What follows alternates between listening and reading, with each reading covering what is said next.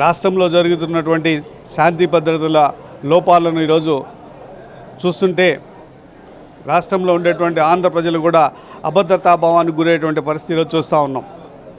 మొన్న జరిగినటువంటి Sai Krishna lockup death case విషయంలో కనీసం ఆ తల్లి ఆర్తనాదాలు కొన్ని రోజులుగా ప్రభుత్వం దృష్టికి తీసుకుపోతున్నా కూడా ప్రభుత్వంలో దున్నపోతు మీద వర్షం కురిసినట్లుగానే వ్యవహరించారే తప్ప ఆ తల్లికి న్యాయం చేసేటువంటి పరిస్థితి ఈరోజు చూడలేదు.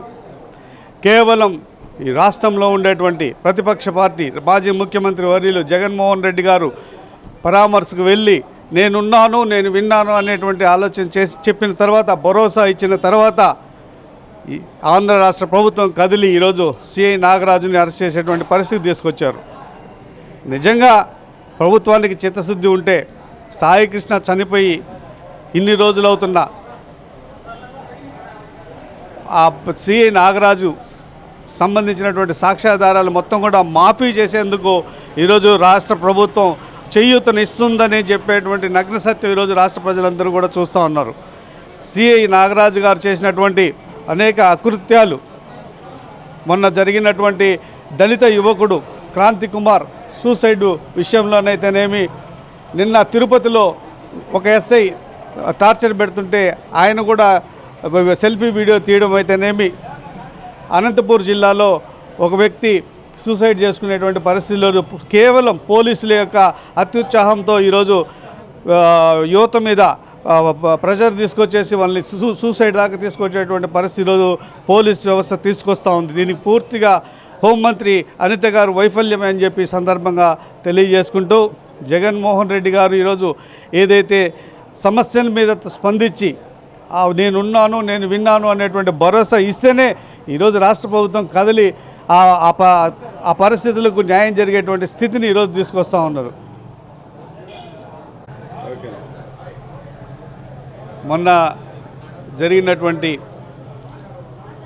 అమర్నాథ్ గారు రాష్ట్ర హోంమంత్రి మీద మేకప్ మంత్రి అన్నందుకే చిర్రెక్కిపోయి కూటమి ప్రభుత్వం కింద నుంచి పై స్థాయి వరకు, ఈవెన్ చంద్రబాబు నాయుడు వరకు, పవన్ కళ్యాణ్ వరకు కూడా స్పందించి మహిళలను కించపరచడం అని చెబుతూ ఉన్నారే, సిగ్గుండాలా మీకు?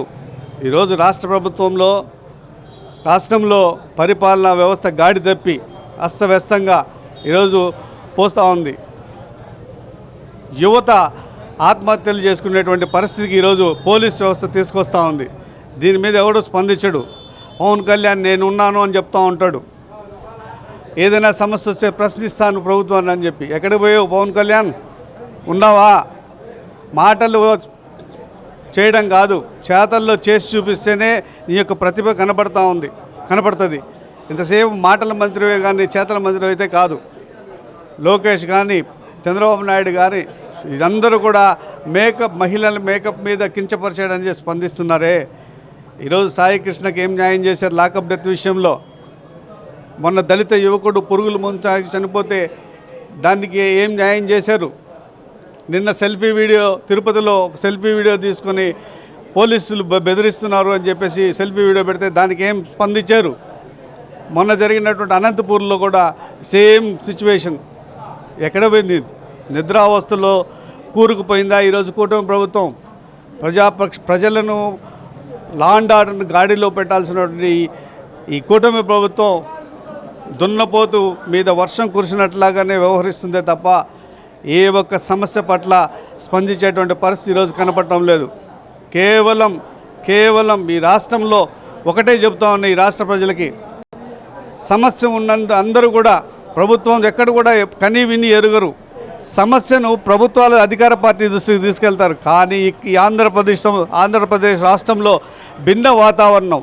ప్రతిపక్ష నాయకుడు హోదాలో ఉండేటువంటి వైఎస్ జగన్మోహన్ రెడ్డి గారి దృష్టికి ప్రధానమైనటువంటి సమస్యల్లో తీసుకుపోయి పరిష్కరించుకునేటువంటి దిశగా ఈరోజు రాష్ట్ర ప్రభుత్వం చూస్తూ ఉందంటే, మీ యొక్క వైఫల్యం ఆంధ్ర రాష్ట్ర ప్రజలు పూర్తిగా గ్రహించారు, చూశారు. సమయం వచ్చినప్పుడు తగిన బుద్ధి చెప్పి మీ కూటమి పార్టీకి చర్మగీతం పాడతారని చెప్పి ఈ సందర్భంగా హెచ్చరిస్తూ ఉన్నా.